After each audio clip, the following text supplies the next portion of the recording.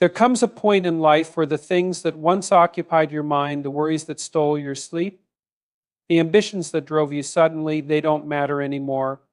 That point often arrives after 70, not because life is over, but because perspective sharpens, and you begin to see through the illusions you once believed.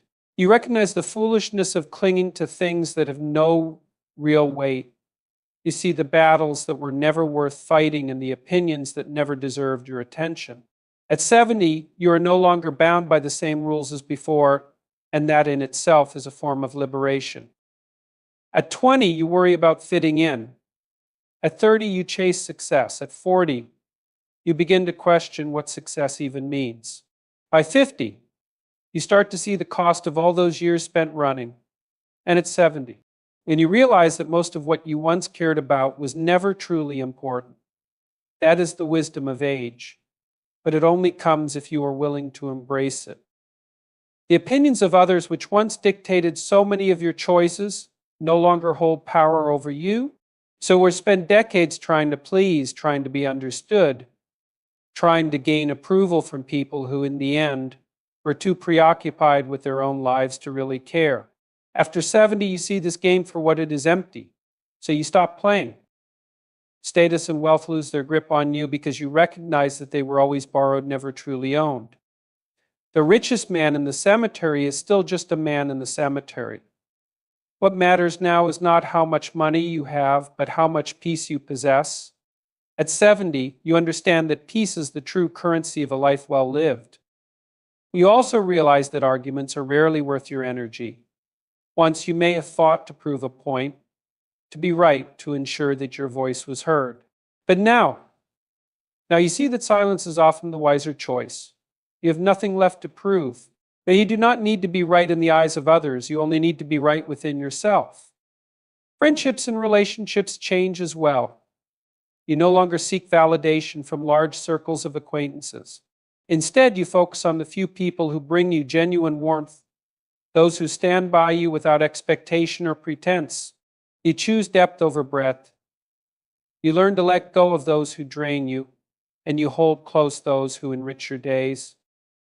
Material possessions, which once seemed so significant, become irrelevant. At 70, you do not need to impress anyone with what you own. The real treasures are the moments of joy, the conversations that make you think, the sunsets you actually take the time to watch. The things that money can't buy become the only things that truly matter. And finally, you realize that your happiness is your own responsibility. No one else is coming to save you. No external force will grant you peace. You either choose contentment or you choose regret. And after 70, regret is a burden too heavy to carry. So you simplify, you stop explaining yourself, you stop chasing things that do not serve you. Would you stop waiting for permission to live as you please? You focus on what brings you joy, what nourishes your soul, and what allows you to wake up each morning without the weight of unnecessary burdens on your shoulders. Because after 70, it doesn't matter what the world expects of you. It only matters how you choose to live the years you have left. The opinions of others have shaped much of your life, whether you realized it or not. From childhood, you were taught to seek approval, to be mindful of how you were perceived, and to adjust your behavior accordingly. How you were conditioned to believe that what others thought of you mattered more than what you thought of yourself. But as time passes, you begin to see the cracks in this illusion, and after a certain point, you realize that carrying the weight of other people's judgments is a burden you no longer need to bear. There was a time when criticism stung, when a harsh word could keep you awake at night, replaying conversations in your head and wondering what you could have done differently. You sought to be liked, to be understood, to fit into molds that were never meant for you. But the more you tried, the more you lost yourself in the expectations of others, becoming a version of yourself that was built not on your own desires, but on the opinions of those who, in the grand scheme of things, had no real stake in your life. You start to see that people's judgments are often projections of their own insecurities, rather than an accurate reflection of who you are. The ones who criticize you the most are often the ones who struggle the most within themselves. They judge because they are afraid, because they lack control in their own lives, because it is easier to point fingers at others than to confront their own shortcomings. When you truly understand this, their words lose power over you. Another revelation that comes with time is that people are too preoccupied with themselves to think about you as much as you assume.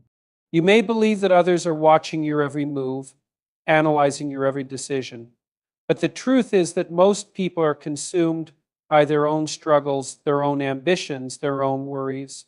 The harsh words spoken about you are fleeting, forgotten as quickly as they were uttered. The judgment you fear is often an illusion created by your own mind. But you also come to understand that no matter what you do, there will always be those who disapprove. You could live the most virtuous, successful, and admirable life, and still someone will find fault. If you allow yourself to be controlled by external validation, you will spend your days chasing an impossible goal, seeking acceptance from those who will never be satisfied. At some point, you must decide that your own approval is the only one that truly matters. And when you stop caring about what others think, a remarkable thing happens. You become free. Free to speak your mind without hesitation. Free to pursue your passions without doubt. Free to exist as you are without the constant need to justify yourself. And this freedom is not arrogance, it is self-respect. It is the understanding that your worth is not determined by the fleeting opinions of those who do not walk in your shoes. You begin to set boundaries without guilt, recognizing that not everyone deserves access to your time, your energy, or your emotions. You stop explaining yourself to those who have already made up their minds, and you no longer waste your breath defending choices that do not require justification. When you become selective with your battles, knowing that not every disagreement is worth engaging in, and not every slight deserves a response, your priorities shift and you start focusing on what truly matters. Instead of trying to impress others, you invest in personal growth. Instead of worrying about gossip, you cultivate inner peace. Instead of adjusting yourself to fit into spaces that do not welcome you, you create your own path, one that aligns with your values, your goals, and your sense of purpose. But relationships also change when you let go of external approval. You attract people who respect you for who you are rather than those who seek to mold you into who they want you to be. Superficial connections fade and meaningful ones strengthen. You realize that it is better to have a few genuine relationships than to be surrounded by people who only value you when you meet their expectations. There is a deep sense of peace that comes with this mindset. The noise of the world becomes background static, no longer dictating your actions or your emotions. You stop measuring your worth by comparison, stop doubting yourself because of someone else's criticism, and stop giving power to those who have no authority over your life. You embrace the fact that you are the only one who truly knows your journey, your struggles, and your victories. This shift does not happen overnight. It takes experience, reflection, and sometimes even hardship to reach the point where you can fully detach from the opinions of others. But when you do, life becomes simpler. Decisions become clearer. Happiness becomes more attainable. You finally start living for yourself rather than for the expectations of those who never truly understood you in the first place.